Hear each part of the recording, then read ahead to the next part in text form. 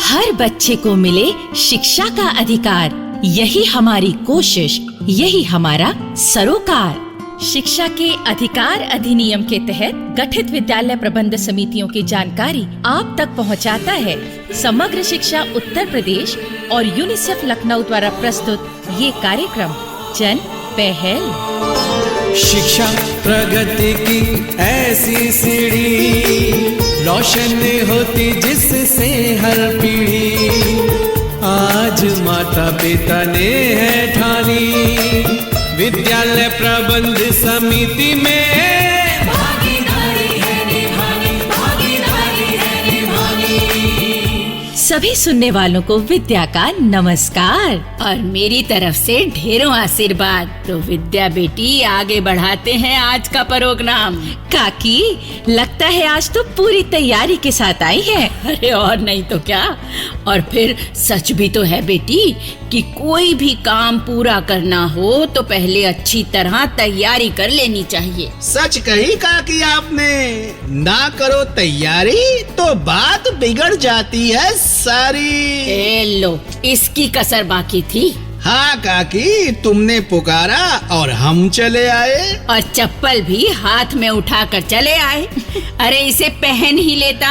वो क्या है काकी कि मेरी चप्पल रास्ते में टूट गई। अब टूटी हुई चप्पल पहनकर चलता तो रास्ते में कई औरतें मेरी चाल देखकर जल भुन जाती, इसीलिए चप्पल हाथ में पकड़ ली। बिल्कुल ठीक किया तूने। अब यही चप्पल तेरे सर पर मारने के काम आएगी। ला देखूं तो जरा कैसे पड़ेगी तुझे। क्यों क्यों क्यों क्यों जल्दी करती हो काकी? पहले चप्पल खाने लायक कोई काम तो करने दो, फिर मारती रहना चप्पल। अरे आप दोनों किस बात में उलझ गए? हाँ चाची, मेरी चप्पल छोड़ो और ये बताओ कि तुम क्या तैयारी करके आई हो? तेरी तरह बातों का कमाया ना खाती मैं। हा? विद्या बेटी, मैं आज के प्रोग्राम के लिए नाटिका तैयार करके लाई हूँ। पर काकी आपको पता है ना कि आज हम एसएमसी के सदस्यों की कुछ जिम्मेदारियों और कामों के बारे में बताने वाले हैं। हाँ, अपने प्रोग्राम में हम पहले भी उनकी कुछ जिम्मेदारियों के बारे में बता चुके हैं और आज भी उसी बात को आगे बढ़ाते हैं। हाँ काकी, नाटिका सुनवाओ जल्दी से। अच्छा, तू बहुत उतावला हो रहा है। चले सुन आज की नाटिका। सुन रहा हूँ काकी, तुम मेरी ये चप्पल तो रखो इधर। अरे रखो। कौधोड़ियो पकड़ियो मेरो बन्ना भागो जाए, कौधोड़ियो पकड़ियो मेरो बन्ना भागो जाए, बन्ना भागो जाए बनी को डोला लिए जाए, बन्ना भागो जाए बनी को डोला लिए जाए, कौधोड़ियो पकड़ियो मेरो बन्ना भागो जाए, कौधोड़ियो पकड़ियो मेरो बन्ना भागो जाए।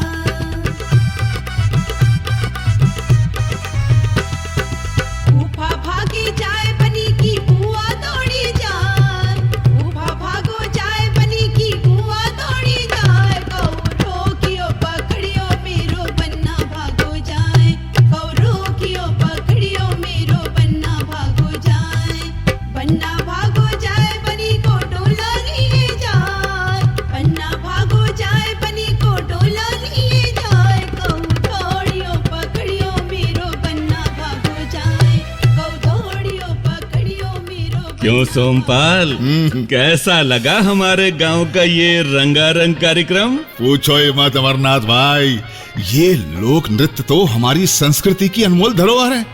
अरे जिसे आज लोग भूलने लगे हैं। भाई आपकी पंचायत ने एक मंगल पर्व पर ऐसा आयोजन करके बहुत ही अच्छा काम किया है। सच में मजा आ गया। अरे सब लोग नाच की ताल पर खूब झूम रहे थे। वाह। झूम तो तुम भी रहे थे सोमपाल। भाई सच कहता हूँ अमरनाथ भाई, मैं तो यहाँ बहुत दिनों के बाद आया था। भाई सोचा था तुमसे मिलकर अपनी दोस्ती का फर्ज निभाता हूँ, पर यहाँ वाह, यहाँ तो ये कार्यक्रम देखने का मौका भी मिल गया। और तुमने देखा सोमपाल कि सबसे आगे खड़ा एक बालक बिल्कुल नाचने वाले कलाकारों की तरह नाचने लगा था। हाँ भाई, मैं भी उस बालक को देख रहा था। आहा, लगता था कि वो लोक संस्कृति के रंग में एकदम रंग गया है। हाँ सोमपाल, वो बालक यहीं अपने स्कूल में ही पढ़ता है और स्कूल की प्रबंध समिति का सदस्य होने के नाते मेरे मन में एक बात आ रही थी। कौन सी बात अमरनाथ भाई? इस बालक को देखकर मैंने सोचा कि क्यों ना अपने स्कूल में ऐसे सांस्कृतिक कार्यक्रम का आयोजन करवाया जाए जिसमें स्कूल के बच्चे भाग लें। भाई विचार तो अच्छा है, लेकिन उसके लिए बच्चों को तैयारी करवानी होगी ना। ये समस्या तो है। हाँ। बच्चों की तैयारी मैं करवा दूंगी, आप बिल्कुल चिंता मत कीजिए। अरे मालती जी, आपकी मंडली के कलाकारों का गायन और नाच देखकर आज तो सब लोग गदगद हो गए। सच में। जी शुक्रिया, लेकिन आपके विचार की मैं कद्र करती हूँ। इससे जहाँ बच्चों को अपनी संस्कृति का ज्ञान होगा और किसी बच्चे में ऐसी कला है तो उसका भी विकास होगा। जी हाँ मालती जी, मैं भी यही सोच रहा था। तो ठीक है, आप मुझे खबर कर दीजिएगा, मैं इस काम में आपको पूरा सहयोग दूंगी। ठीक है जी। अच्छा, नमस्कार। नमस्ते जी, नमस्कार नमस्कार। लो सोमपाल, अपनी ये समस्या तो हल हो गई। अरे तुम क्या सोचने लगे? अमरनाथ भाई, ऐसे आयोजन कई स्कूलों में पहले भी होते रहते हैं। हाँ, क्यों नहीं। सांस्कृतिक आयोजन के अलावा स्कूल में खेल कूद या अन्य प्रतियोगिताएं भी करवाई जाती हैं जिनसे बच्चों की बुद्धि, कला और कुशलता का विकास होता है। बिल्कुल ठीक कहा तुमने। लेकिन विद्यालय प्रबंध समिति की एक जिम्मेदारी ये भी है कि अगर स्कूल में ऐसे आयोजन नहीं होते तो मुख्य अध्यापक आदि से बात करके इन्हें शुरू करवाएं। और अगर ऐसे आयोजन पहले से होते हैं तो उनमें सुधार किया जाए ताकि अधिक से अधिक बच्चे उनमें भाग ले सकें। एक बात कहूं अमरनाथ भाई? हाँ, कहो ना। भाई, तुम्हारी बातें सुनकर लगता है कि विद्यालय प्रबंध समिति की बहुत बड़ी भूमिका हो सकती है स्कूल और बच्चों के विकास में। हाँ भाई, क्यों नहीं। विद्यालय प्रबंध समिति यानी SMC अगर अपना कार्य करती है तो स्कूल व बच्चों की पढ़ाई लिखाई के माहौल को बहुत रोचक बनाया जा सकता है। अच्छा, हमारे इलाके के स्कूल के लिए भी इस समिति यानी SMC, यही ना? यही। SMC के गठन की बात चली थी, लेकिन लोगों ने कुछ गंभीरता से नहीं लिया। तो फिर अब मुझे लगता है कि भाई अपने चांदपुर के स्कूल में भी SMC के गठन पर मुझे जोर देना होगा ताकि हमारे स्कूल में भी पढ़ाई लिखाई का अच्छा माहौल बन सके। क्यों नहीं सोमपाल, दीप से दीप तो जलना ही चाहिए। बिल्कुल। तो फिर मुझे SMC के कामों के बारे में कुछ और बताइए ना। हाँ, तो चलो बस स्टॉप तक पहुंचते पहुंचते यही बात करते हैं। हाँ, फिर वहां से मैं चांदपुर के लिए बस भी पकड़ लूंगा। बिल्कुल। चलो फिर चलो।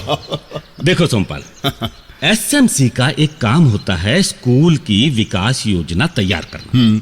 इसके बारे में बातचीत करते हुए SMC के सदस्यों को स्कूल की जरूरत को बड़ी गहराई से जानना समझना चाहिए। हाँ भाई, ये तो है। ये एक बहुत जरूरी काम है SMC का। इसके बारे में विस्तार से बताने के लिए मैं तुम्हारी SMC की मीटिंग में जरूर आऊंगा। क्यों नहीं अमरनाथ भाई, हम आपके अनुभव का स्वागत करेंगे।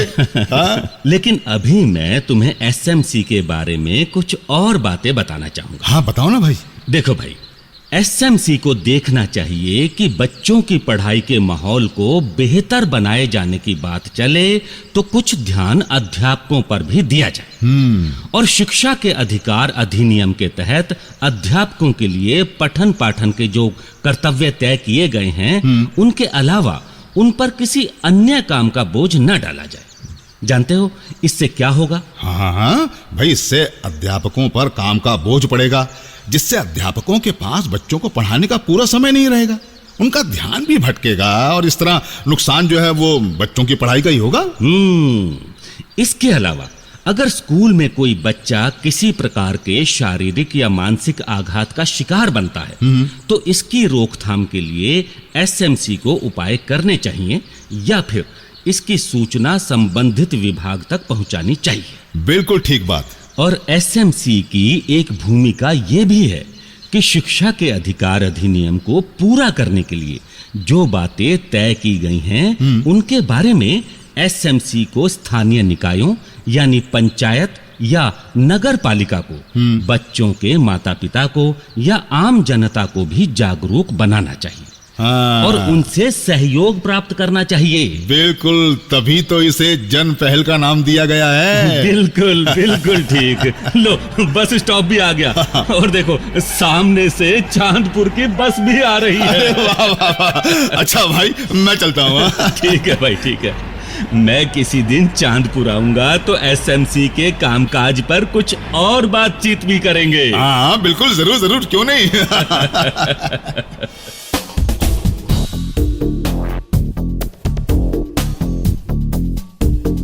वाह काकी, नाटिका तो आपने बहुत ही बढ़िया सुनवाई। तो भाई अब एक संदेश भी सुन लेते हैं, प्रेरणा से भरा। मैं कुंवर सेन, सहायक अध्यापक, पूर्व माध्यमिक विद्यालय हररायपुर, विकास क्षेत्र बिसोली, जनपद बदायूं से हूँ। मेरे विद्यालय में 15 सदस्यीय विद्यालय प्रबंध समिति गठित है, जो कि बहुत ही सक्रिय है। विद्यालय प्रबंध समिति वह समिति है जिसका अभिभावकों से सीधे सीधे जुड़ाव होता है। चूंकि एसएमसी एक लोकल बॉडी है जो कि वहाँ की भौगोलिक बातों से, गांव से जुड़ी समस्याओं से अवगत होती है। हमारी एसएमसी में 50% महिलाओं को शामिल किया गया है, क्योंकि स्कूल भेजने के लिए महिलाएं ही उत्तरदायी होती हैं। अतः मेरे विद्यालय की जो अटेंडेंस है वो बहुत अच्छी रहती है।